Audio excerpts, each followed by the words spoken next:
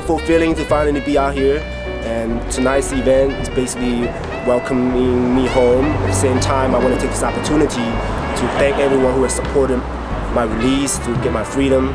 So it's truly a blessing for me to be out here. An unbelievable number of people really played an important role in getting us this far. Eddy was incarcerated for 21 years, so he was incarcerated in January 1986, and he was finally walked out of jail on February 27, 2007, which is about a month ago. So I want to enjoy everyone's presence. It's a lot of my friends, they don't know each other.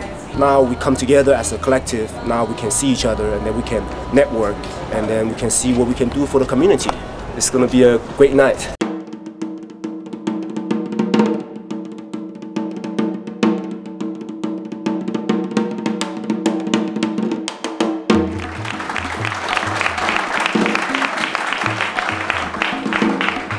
It is a true honor to be here tonight and a part of this liberation party.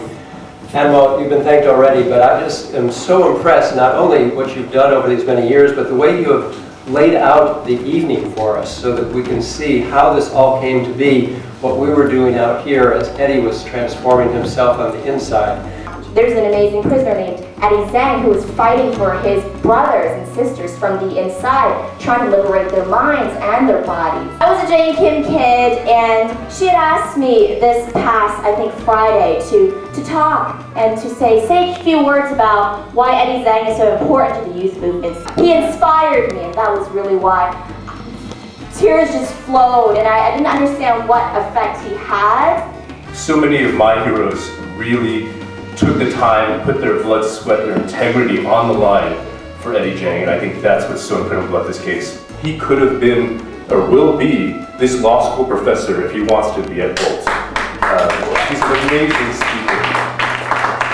He held my class spellbound. They went out to dinner with him afterwards because they didn't get enough in that 3 hours that he spoke about his experience, and he's an incredible, charismatic, and knowledgeable person about all of the issues, and how he could know more about issues from prison when I don't know this much on the outside really shapes me, and it gives me inspiration to be like him. I remember getting the first letter from Victor, and Victor called me up and told me about this guy Eddy Zheng. This is a person with advanced consciousness, and I didn't know anything about him. You know, I was out of it, and he sent me a package that Anmol and Eddy had put together, and Victor too, and it was such a compelling story of injustice.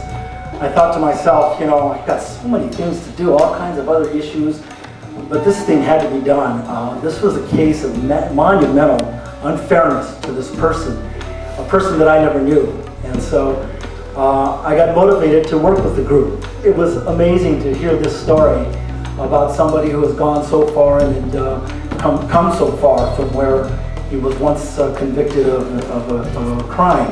At the age of 16, I was naive, you know, I had low self-esteem, I was selfish, I was greedy, I wasn't able to accept the culture, and that's why I make it a point to try to do what I can to write curriculums, set up business plans, to talk with the youth out from the community wherever possible.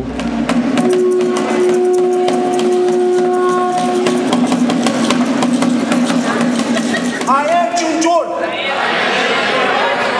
Because without her, and without all the ancestors before us, we will not be here today. I'm here today, as I said, because I would like to share something with you. When I was 12 years old, my family and I immigrated to the United States for a better future, for a better education from China. But when I was 16, I committed a crime. And I was charged as an adult and sentenced to life with the possibility of parole plus 1 year for the gun enhancement. That was 21 years ago. I just got out last month. What's amazing to me is that looking out of this room, you can see the kind of diversity of people that Eddy has inspired and what Anmol and Victor have inspired as far as getting different people together from different areas of life to come together. Dale so appropriately showed us tonight that freedom is not just about physical freedom, but emotional and mental freedom. I'm going to take it one more step. It's about spiritual freedom. The fight for justice and liberation begins at home. It's about personal transformation. It impacted all these other people. Eddy Zheng is a man that knows no boundaries. By now you've heard the ridiculous laundry list of things that he's done, and I know I speak for at least a few slackers here when I say that, you know, Eddy's accomplishments make me ask this very important question. What's my excuse? You know what I mean? I haven't been in prison for 21 years, so what's my excuse for not forming an ethnic studies program or writing a curriculum for at-risk youth?